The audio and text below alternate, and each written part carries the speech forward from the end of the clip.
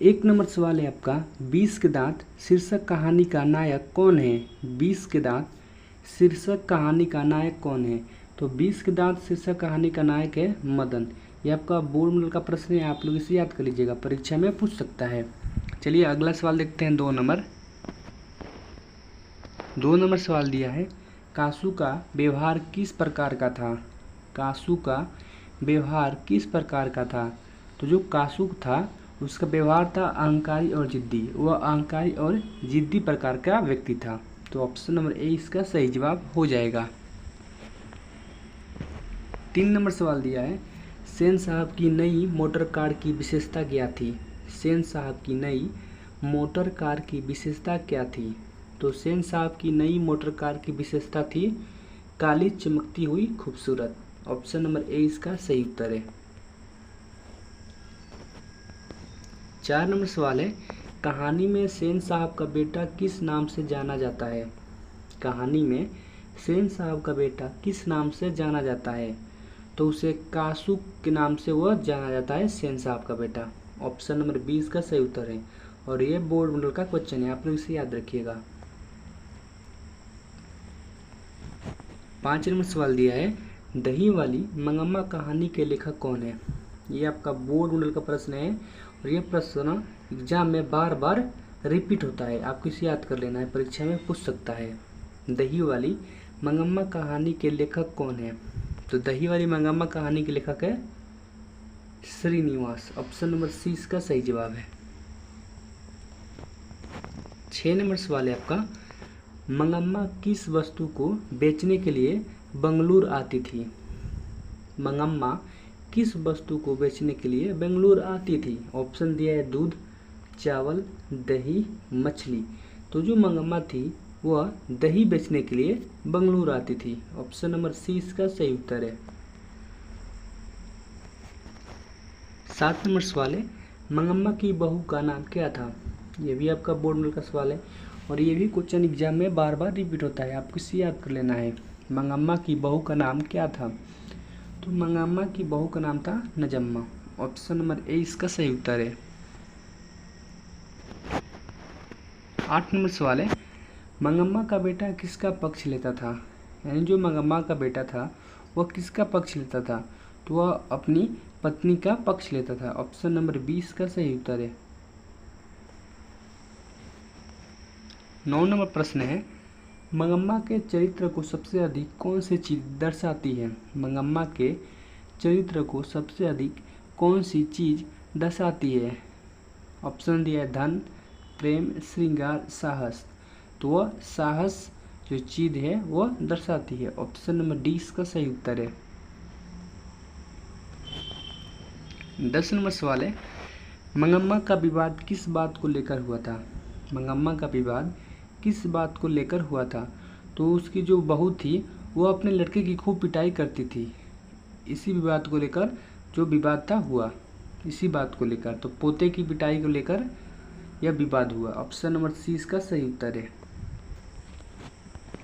11 number सवाल है, मंगम्मा का पति किस आदत का शिकार था? जो मंगम्मा का पति था वह किस आदत का शिकार था?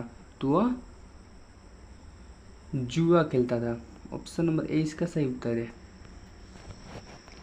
12 नंबर सवाल है, मंगम्मा को सबसे अधिक किसकी चिंता थी? मंगम्मा को सबसे अधिक किसकी चिंता थी? तो मंगम्मा के सबसे अधिक अपने पोते की चिंता थी। ऑप्शन नंबर डी इसका सही उत्तर है। अगला सवाल है आपका, मंगम्मा ने किसे मिठाई लाकर दी थी? मंगम्मा ने किसे मिठाई लाकर दी थी? तो अपने पोते को मिठाई लाकर दी थी। ऑप्शन नंबर सी इसका सही उत्तर है। 14 नंबर प्रश्न है, माँ कहानी के लेखक कौन है? ये भी आपका बोर्ड मॉडल का प्रश्न है, परीक्षा में पूछ सकता है। माँ कहानी के लेखक कौन है? ऑप्शन दिया है प्रेमचंद, ईश्वर पेटलीकर, मस्ती वेंकटेश अयंगार, सातकुरी होता। तो माँ कहानी के लेखक है ईश्वर पेटलीकर जी। ऑप्शन नंबर 20 का सही उत्तर है। 15 नंबर सवाल है, रामधारी सिंह दिनकर का जन्म कब हुआ था? यह भी आपका बोर्ड मॉडल का सवाल है, परीक्षा में पूछ सकता है। रामधारी सिंह दिनकर का जन्म कब हुआ था? तो रामधारी सिंह दिनकर का जन्म हुआ था 23 सितंबर 1908 में। ऑप्शन नंबर ए इसका सही उत्तर है। 16 नंबर सवाल है, रामधारी सिंह दिनकर का जन्म कहाँ हुआ था? रामधारी सिंह दिनकर का जन्म कहाँ हुआ था? ये भी आपका बोर्ड का प्रश्न है। तो रामधारी सिंह दिनकर का जन्म हुआ था सिमरिया, जो गांव है बेगूसराय में पड़ता है, वहाँ पर हुआ था। सिमरिया बेगूसराय जो बिहार में है। ऑप्शन नंबर 20 का सही उत्तर है। 17 नंबर सवाल है, रामधारी सिंह दिनकर की प्रमुख रचनाओं में से एक कौन सी है? रामधारी सिंह दिनकर की प्रमुख रचनाओं में से एक कौन सी है? तो उनकी प्रमुख रचनाओं में से एक रचना है रसीमरथी। ऑप्शन नंबर ए इसका सही जवाब है। 18 नंबर सवाल है, जनतंत्र का जन्म कविता किसकी रचना है? बोर्ड मॉडल का प्रश्न है, परीक्षा में पूछ सकता है। जनतंत्र का जन्म कविता किसकी रचना है? ऑप्शन है रामधारी सिंह दिनकर, सुमित्रा नंदन पंत, जयशंकर प्रसाद, महादेवी वर्मा। तो जनतंत्र का जन्म कविता जो है वह रामधारी सिंह दिनकर की रचना है। ऑप्शन नंबर ए इसका सही जवाब है। चलिए अगला सवाल देखते हैं। 19 नंबर सवाल दिया है, जनतंत्र का जन्म कविता में किसकी जागृति का वर्णन किया गया है? यानी जो जनतंत्र का जन्म कविता है उसमें जो जागृति का वर्णन किया गया है वह किसकी? तो वह जनता की गई है। ऑप्शन नंबर ए इसका सही जवाब है। 20 नंबर सवाल है, सिंहासन खाली करो कि जनता आती है का अर्थ क्या है? सिंहासन खाली करो कि जनता आती है, इसका अर्थ क्या है? इसका अर्थ है जनता की सत्ता आने वाली है। ऑप्शन नंबर ए इसका सही जवाब है। 21 नंबर सवाल है, मिट्टी सोने का ताज पहन इठलाती है का क्या तात्पर्य है? मिट्टी सोने का ताज पहन इठलाती है, इसका क्या तात्पर्य है? तो इसका तात्पर्य यह है कि जनता का जागरण। ऑप्शन नंबर ए इसका सही उत्तर है। 22 नंबर सवाल है, जनता कविता में किसे मिट्टी की अबोध मूर्ति कहा गया है? जनता कविता में किसे मिट्टी की अबोध मूर्ति कहा गया है? तो जनता को कहा गया है। ऑप्शन नंबर ए इसका सही जवाब। और ये आपका बोर्ड में का प्रश्न है, आप लोग इसे याद कर लीजिएगा, परीक्षा में पूछ सकता है। 23 नंबर सवाल है, जनता कविता में जनता को किसके समान नहीं समझा जाना चाहिए?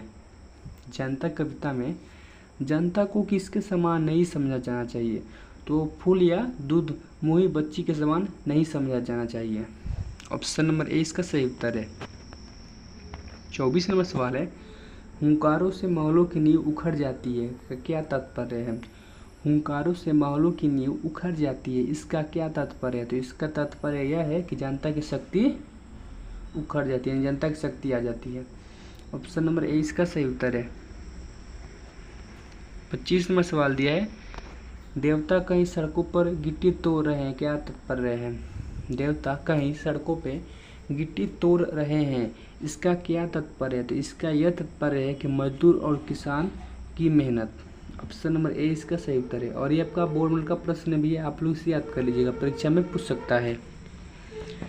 अगर आप चैनल पे पहली बार आए, चैनल को सब्सक्राइब कर ले, वीडियो को लाइक करें और शेयर करें, और अपने दोस्तों के पास शेयर करें जो 2025 में बिहार बोर्ड क्लास 10 का एग्ज़ाम देने वाले हैं, ताकि वो अच्छी तरह से तैयारी कर सके। तो मिलते हैं एक और नई वीडियो के साथ, तब तक के लिए जय हिंद, वंदे मातरम।